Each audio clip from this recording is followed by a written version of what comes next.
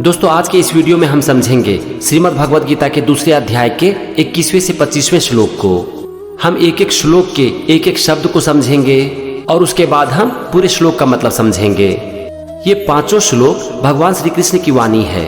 तो चलो एक एक करके हम पांचों श्लोक को समझते हैं। सबसे पहले यहाँ पर हम लेते हैं श्रीमद् भगवद गीता के दूसरे अध्याय के 21वें श्लोक को। इसमें भगवान श्री कृष्ण कहते हैं, वेदा विनाशिनम नित्यम येनमजं व्ययम कथम सह पुरुषः पार्थ कम घातयति हन्ति कम।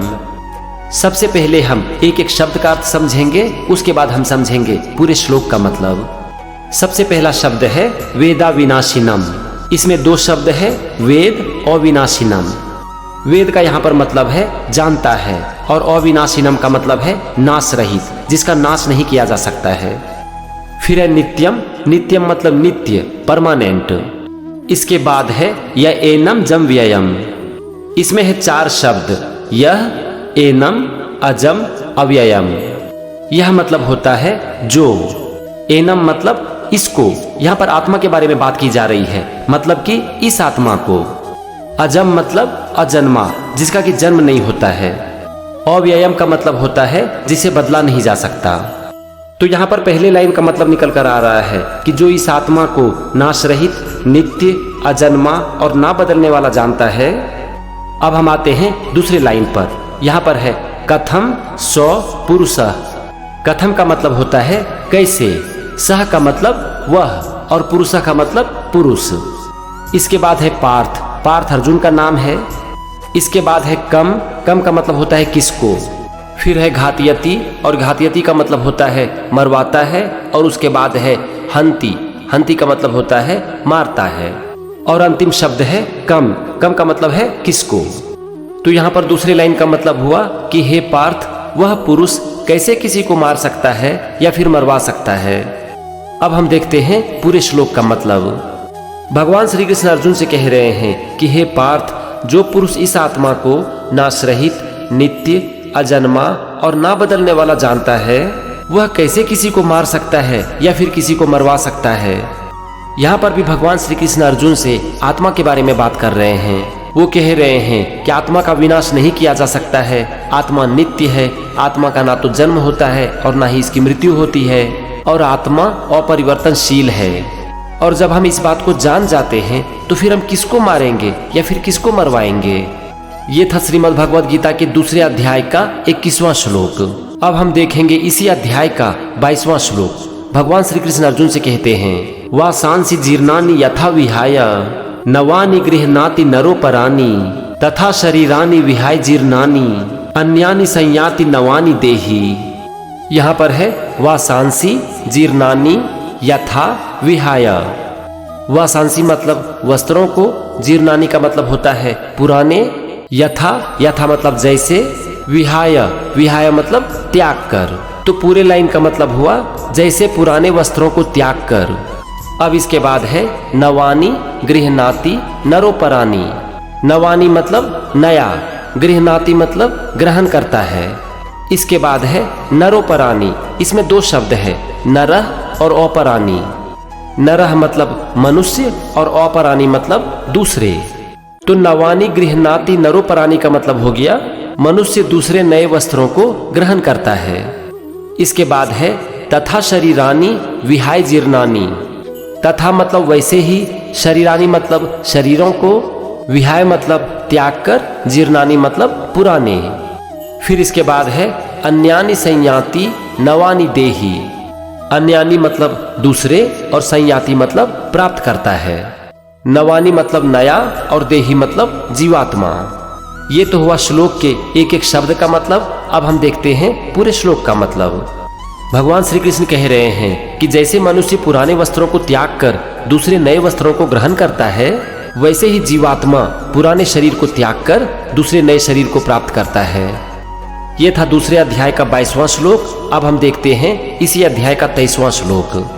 भगवान श्री कृष्ण कहते हैं, नैनम छिन्दन्ति शास्त्राणि नैनम दहति पावकः न चैनम क्लेदयन्त्यापो न शोषयति मारुतः। नैनम ये बना है नौ और एनम से। नौ मतलब नहीं और एनम मतलब इसको। यहाँ पर आत्मा के लिए यूज किया गया है, यानी इस आत्मा को। इसके बाद है छिंदंती, छिंदती मतलब काट सकते। फिर है शस्त्राणी, शस्त्राणी मतलब शस्त्र औजार। इसके बाद है दहती, दहती का मतलब होता है जला सकती है। पावकः, पावका मतलब आग। तो यहाँ पर पूरे लाइन का मतलब हो गया कि इस आत्मा को ना तो कोई शस्त्र काट सकती है ना आग जला सकती है। इसके बाद है नौ चौ एनम, नौ का मतलब नहीं, चौ का मतलब और एनम का मतलब इसको। फिर है क्लेदयन्त्यापो, इसमें दो शब्द है, क्लेदयन्ती और आपह। क्लेदयन्ती मतलब गला सकती है और आपह मतलब जल पानी। फिर है शोषयति मारुतः, शोषयति मतलब सुखा सकती है और मारुतः मतलब हवा। ये तो हो गया एक एक शब्द का मतलब। अब हम देखते हैं पूरे श्लोक का मतलब। भगवान कह रहे हैं कि इस आत्मा को ना तो शस्त्र काट सकती है, ना तो आग जला सकती है, ना तो इसे पानी गला सकती है और ना ही इसे हवा सुखा सकती है। इस श्लोक में भी भगवान श्री कृष्ण यही कह रहे हैं कि आत्मा अमर है। ये था श्रीमद् भगवद गीता के दूसरे अध्याय का 23वां श्लोक। अब हम देखते हैं इसी अध्याय का 24वां श्लोक। भगवान श्री कृष्ण कहते हैं अच्छेद्यो यमदायो यम अक्लेद्यो शोष्य एव च नित्यः सर्वगतः स्थाणुः अचलो यम सनातनः। दिखने में ये बहुत बड़ा शब्द लग रहा है, चलो हम इसे एक एक शब्द में तोड़ते हैं। यहाँ पर है अच्छेद्यो यमदायो यम, इसमें है 4 शब्द, अच्छेद्य अयम अदाय अयम। फिर है अक्लेद्यो शोष्य, इसमें है 2 शब्द, अक्लेद्य और अशोष्य। तो यहाँ पर सबसे पहले हम 4 शब्द का मतलब समझेंगे, अच्छेद्य अदाय अक्लेद्य और अशोष्य। आप देखो 23वां श्लोक, उसमें शब्द है छिंदंती, जिसका मतलब है काट सकता है। तो अछिंदंती हो गया इसका उल्टा, मतलब कि नहीं काट सकते हैं। इसी तरह है दहती, मतलब जला सकती है। तो अदाह्य मतलब जिसे जलाया नहीं जा सकता है। फिर 23वां श्लोक में ही है क्लेदयन्ती, और जिसका मतलब है गला सकती है। और इस श्लोक में क्या है अक्लेद्य, मतलब इसका हो गया जिसे गलाया नहीं जा सकता है। इसके बाद फिर से 23वां श्लोक को देखो, उसमें है शोष्यति, और शोष्यति का मतलब है सुखा सकती है। और इस श्लोक में क्या है अशोष्य, तो इसका मतलब हो गया सुखाया नहीं जा सकता है। फिर इसी लाइन में 3 शब्द है अयम एव और चौ। अयम का मतलब होता है यह, एव का मतलब होता है निसंदेह और चौ का मतलब और। अयम का यहाँ पर यूज किया गया है आत्मा के लिए, यानी कि यह आत्मा। तो यहाँ पर पूरे लाइन का मतलब हो गया कि यह आत्मा अच्छेद्य है, मतलब इसे काटा नहीं जा सकता है, इसे जलाया नहीं जा सकता है, गलाया नहीं जा सकता है और ना ही इसे सुखाया जा सकता है।